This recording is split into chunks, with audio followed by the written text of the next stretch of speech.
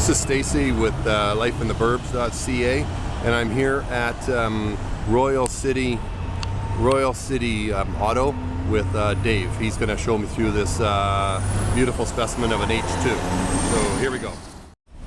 Okay, here is this the side view of the H2, and you can see all the gorgeous chrome on this little vehicle.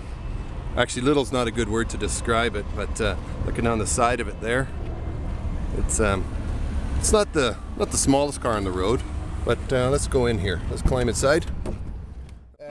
Dave's here with me from Royal City Auto, and I'm sitting inside the H2 Hummer. This is ideally I wanted an H1. I thought that would be more practical as a family vehicle, just a little more spacious. And so this one is the H2, and so you can see inside here is the that's the driver's command post, you might want to call it, or the cockpit. The cockpit, yeah. Kind of looks like a jet airplane. The little knob there. Yeah, and so down here and over here is the passengers' accommodations. And so Dave, tell me a little bit about driving this. Dave actually runs around in town with this one here. It's his town runabout. So what can you tell me about this vehicle? Well, you get respect on the road. People move out of your way. Basically, it goes through anything. It's based on hydraulic brakes.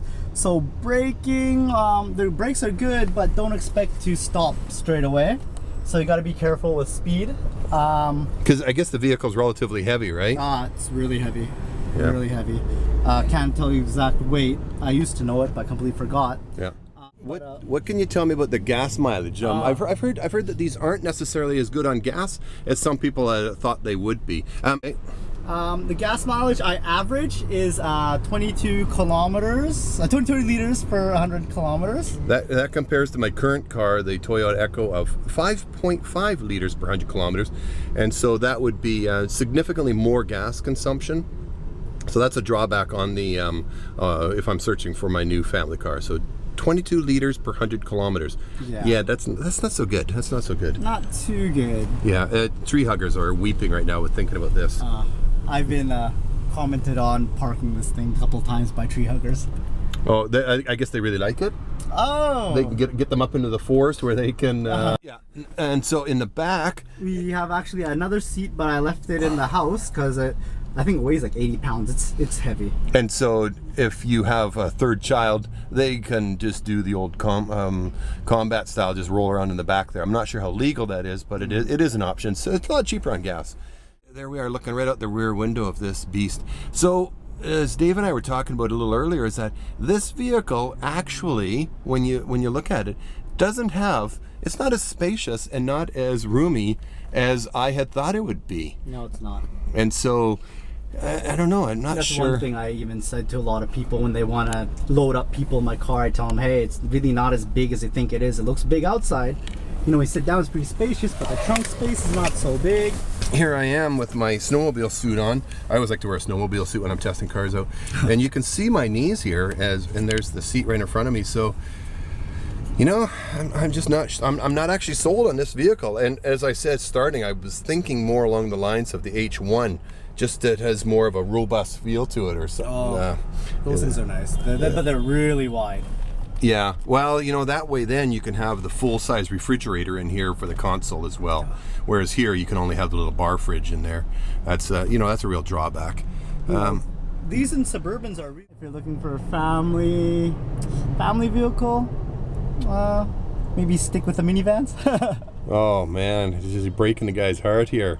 That's the vehicle that I have been avoiding, was the minivan, but that might be something that we're gonna have to take out. So hopefully my wife doesn't hear that. Yeah. I'm thinking I might have to go online. I saw one in Texas. I might have to go online, find an H1, just because I need more space than this one offers here. So that's it for the interior. We'll do a little walk around the outside, and one more thing. You talked about the it's got a hydraulic pump on board. Yeah, it's got a hydraulic pump right back there. If you look, there's a little switch right there on the top, right by the door. Oh yeah. All right, and just plug the hose up to there, and you can pump up your banana boats or rafts or whatever you want. Handy dandy. One of those little conveniences, right? So I mean, if you're out there boating, you can pump up your boat right there. Nice stuff. Yep. Okay, so that's the interior. We'll take a look around. We'll take a quick shot around the outside next. Okay, here we are now outside the H2. Dave says he's nicknamed this truck the fire truck. Can't really tell why. Why'd you call it the fire truck again? I guess the red and chrome. Oh, I guess so. Right? Yeah. And it looks like something that Tonka would make, right? Yeah, it does too. You know, my kids might like it just to play with.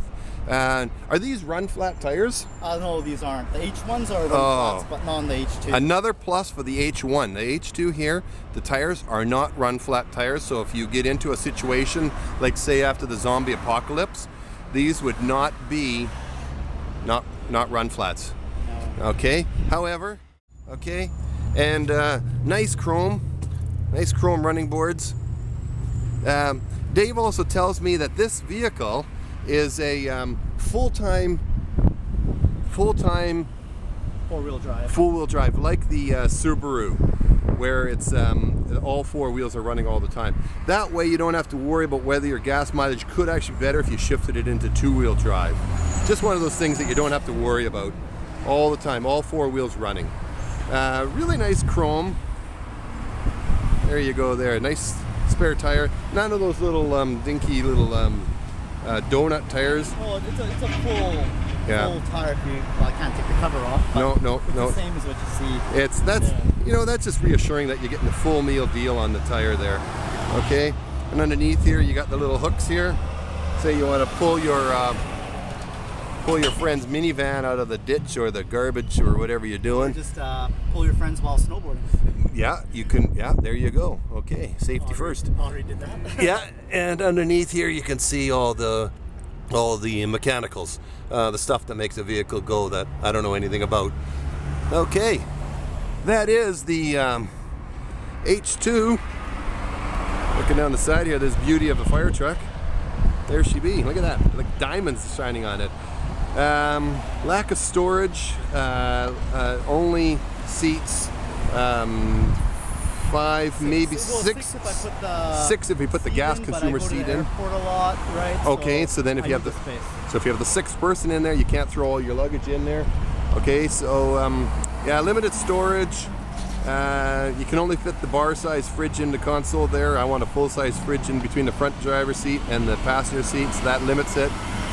Yeah, I guess my search for the ultimate family vehicle will continue. Thanks, Dave from Royal City Auto. This is Stacy from Life in the Burbs. Take care. We'll find you on the next vehicle.